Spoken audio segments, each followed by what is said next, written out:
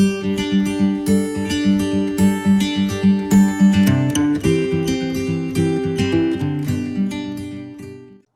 going to start this year with a really quick story because 1998 was when I went to my first conference, my first marine mammal conference, and it was in Monaco. I went with Mason and Dave, and it was just an amazing experience. It was overwhelming to see all of these scientists that I knew their names, and I was putting faces to names and that sort of thing. It was really exciting. I just have a funny story from that. At conferences, people always set up exhibits and that sort of thing. And so there was this table that had all these really cool knives on it, and they were in the shape of a whale, and they were really cool. And but they were $60, and I was like, I'm not spending $60 on a whale item. But we went to the casino one night, and I didn't even use my own money. I think David loaned me a couple bucks, and I was playing the slot machines, and I won $60 in the slot machine. And so I bought myself my little whale knife. It's one of my favorite items.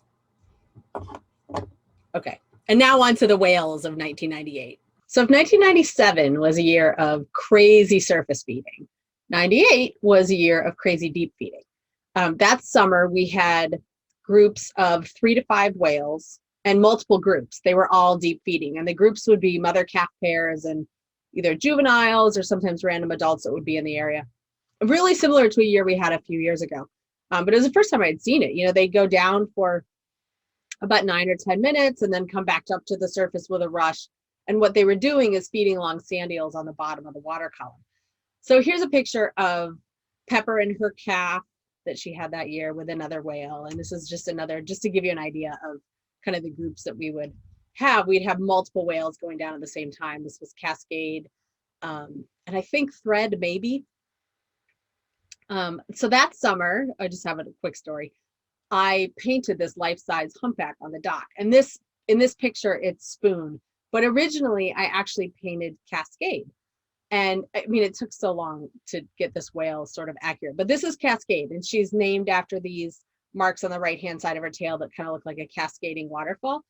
Like 2 days after I finished painting this whale, we went out and saw Cascade and her calf that year. And it was a new mother-calf pair to us. We didn't know that she had had a calf yet. But that calf ended up being named Cajun, who, if you have been whale watching in the last 20 years, especially if you're an avid whale watcher, you most likely have seen Cajun. She has definitely become a favorite whale of whale watchers. And so it's just really cool. I just remember that so clearly, getting to see her.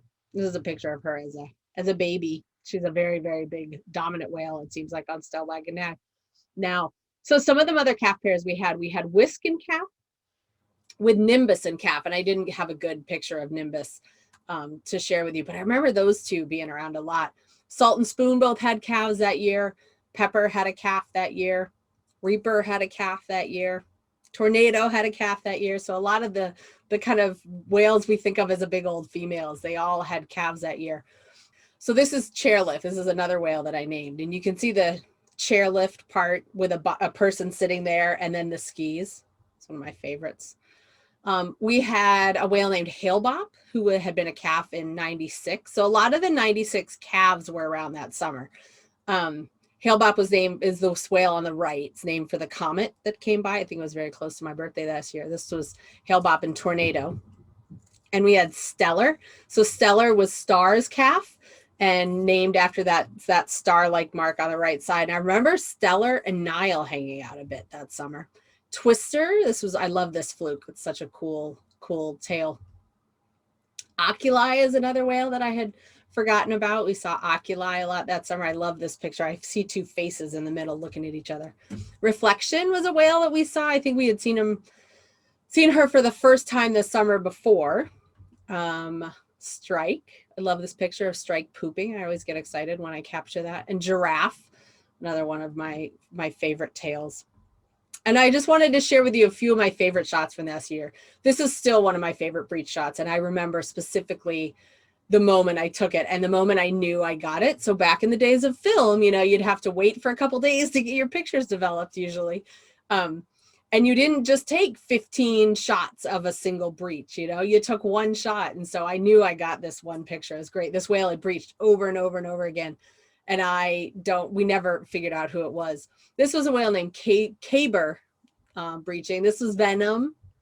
And then this is thread. This is one of my favorite breach shots of thread because I caught it just literally right before that flipper broke the surface of the water. And then there's the whale tail breaching. I don't know who that one is. We saw a little bit of feeding, I think, in the kind of beginning of the season. So this is a whale open mouth feeding, but then this is sockeye feeding. And sockeye, many of you know, he is this kind of funny whale. His upper jaw kind of fits into his lower jaw. So you can see that sort of in this picture. The upper jaw is skinny. He's actually missing part of the baleen in the front of his mouth, and then his lower jaw is really big. And I just put these two pictures side by side so you could see his damaged baleen. It's almost like something kind of shoved it up in the side. He has orca scars on his tail, so maybe something happened with an orca attack when he was little.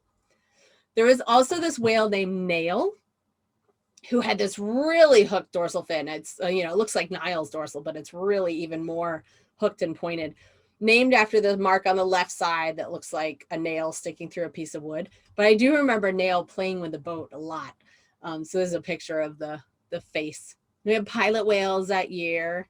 And of course, we had white-sided dolphins and harbor seals. Well, the really cool thing that we had, one day Nick called me down and we had a hooded seal pup that was on the dock, and it was so cute. It was just there resting for a little bit. Look at its little tongue sticking out there. I also worked a lot of booze cruises that year. And so it would be so amazing. We'd go out, at sunset, and we'd be around the harbor. And I remember this evening, the lighting is so incredible in Gloucester. And so I remember capturing these pictures. So the last thing I'm going to leave you with is at the end of the season, I would write a poem for our crew party. And the 98 was the first year I did this. And so I found it. And I'm going to read that for you and kind of share with you some of the pictures of the crew. So here we go. 1998 could not have been a better year. Trying to top it is impossible, I fear. The whales, the weather, one boat, one crew. That year there was nothing the A-team couldn't do. We had Super Captain Jimmy with his paper and tea. Every morning he greeted us with nice to see me. There was Eagle Eye Nick with his water and crackers. Thank goodness that year we were not slackers. Johnny Cakes always took things in stride and every single day hung his balls over the side. Toward the end, hardworking Newman stepped up to the plate. He was there every day and never was late. As opposed to some others whose names I won't say, she's blonde, drives a Jeep, and was never on time any day.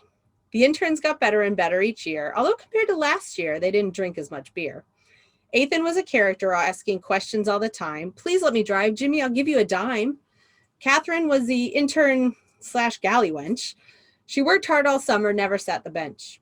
Carrie was such entertainment in the galley. She took over everything and never dilly-dallied. Jess, who Carrie greeted with fitness rules, was never, ever thrown into the big pool. A good thing came out of the 7 sinking, maybe. We got to work with a crew of the captain's lady. We had relief captains, Bugsy, Keith, and Randy. Nick and Jim work every day. They really came in handy. The office staff was a valuable part of the team. When customers came in the morning, they were all agleam.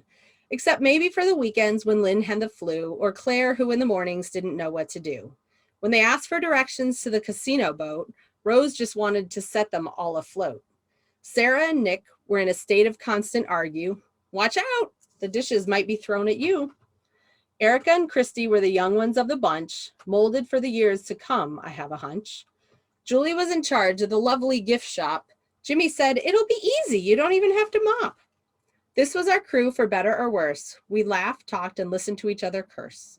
About parties, cops, closets, overnights, and jerks. We all got along great this summer, one of the perks.